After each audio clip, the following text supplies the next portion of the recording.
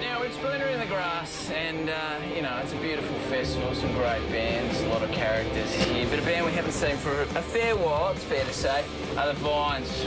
Welcome, boys. Welcome to our lovely surrounds here, and welcome to Splendour in the Grass. It's quite an oasis. I see you brought some grass at times. Well, that's more sugarcane, if you know your Queensland sort of fauna and flora. Yeah, that's what we're dealing with here. What brings you up here? I noticed on the lineup there is a question mark written where you guys were slotted to play. What was the plan behind that? Well, you weren't telling anyone what's going on? Even when we book gigs under our own name, there's always a 50-50 whether we'll show up or not. So we thought we might as well cut it down. No, we're working it out. We changed our name to 4 question marks. Yeah. I like it, just to confuse the kids. Yeah. Took a lead from Prince. It's very hard to pronounce. Is there someone on standby when at the last minute you're not going to go to a gig? Someone you go, right, Alex Lloyd, can you fill in for us? We're not going to be able to play. It's usually Lloyd. We'll sometimes get Shannon Knoll to fill in. Nosey. That goes down well. Yeah, with the crowd. I like Nosey. Yeah, I think so.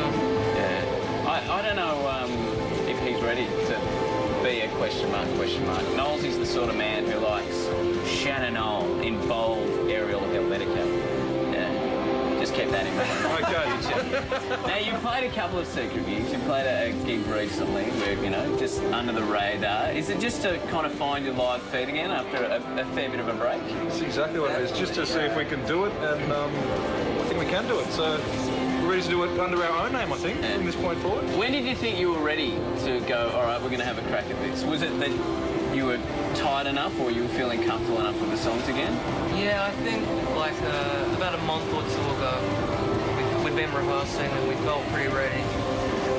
Earning some trust, I guess. But also, since we recorded the album, we've been dying to play these songs live, but we haven't had a full-time bass player.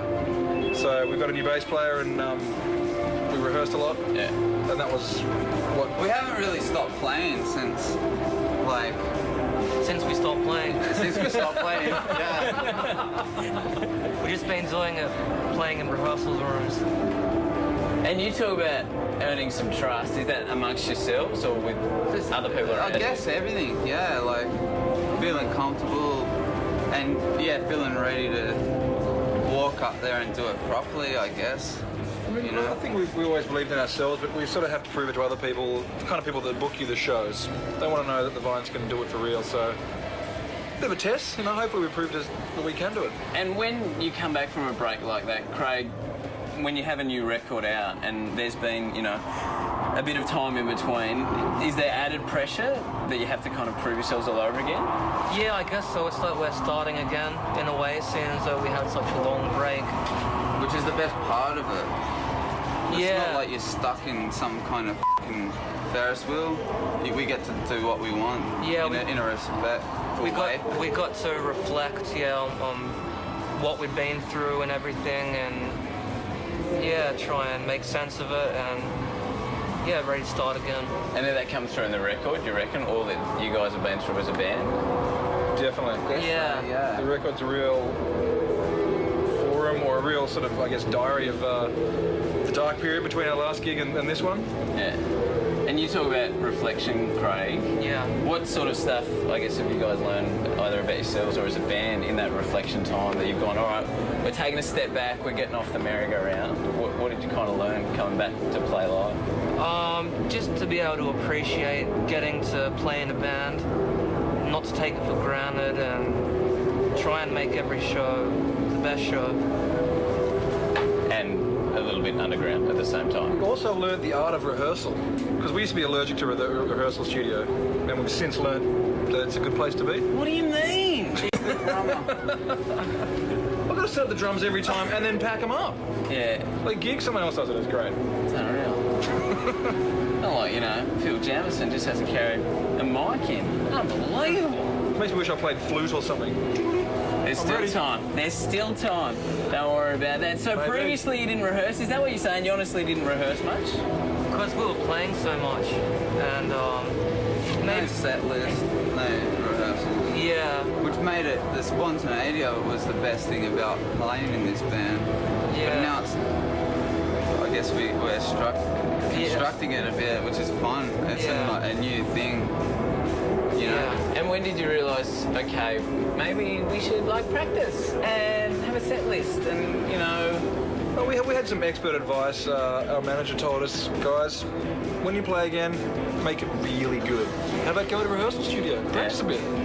We took that advice on It's a board. fine line though between like having that spontaneity and rehearsing as well. 'Cause you will lose what's exciting about it. I guess. I don't know. Yeah.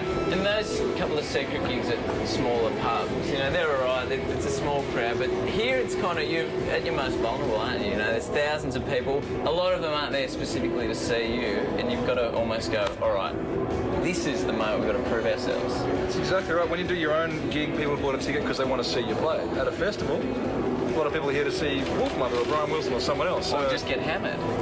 and do that as well. So you've got the chance to win those people over, or you know, otherwise you get pelted with bottles. Yeah. Have you ever been pelted with a bottle? Yeah, bottles. Actually, big day out. A couple. Sydney, big day out. First song, I think it was. Someone hit me on the side of the head with a full water bottle. It was a cracking shot. To whoever threw that, great shot. Yeah, yeah. You've copped him a couple, or you've taken a few for him? But I guess it's even. Like Clint Eastwood in... Yeah, they're always plastic bottles. I love the guy. I mean, I wouldn't do it for any other reason, but he's a bit of this all the time. Bit of this all the time. And what's the plan now? You say you've kind of... It's under your skin now. You got a bit of a taste, haven't you? You've seen that you can do it. What happens now? We keep playing more shows. We're going to book some more gigs. Expect to see us playing in September in Australia. It's going to happen. Yeah. It's completely universal now. Yeah. We're gonna play. What's complete universal? This thing is going to the top. You heard it here first. It's unstoppable. Universal. Yeah. Some dates are going to be booked soon. We're going to get Craig a hairbrush, I reckon. Okay. Yeah. I need one. No. Can't beat Soul Glow. So glow. I like it. I like it a lot. Dates coming up soon. They've got a taste. The Vine's back, and where are they going? Reading and Reading, Leeds. Leeds. No. Oh, and Back to the hotel for a couple of... No. Sydney and Melbourne. No. Adelaide, Perth. All the way to the top. That's right. Yeah. Straight to the top. Fantastic. Good to see you boys back on board. Thanks, James. Thank you. This is the Vines off Pigeon Valley. Thank you. Hey, wait. Don't listen to the radio. I didn't say we were done. Now we're done.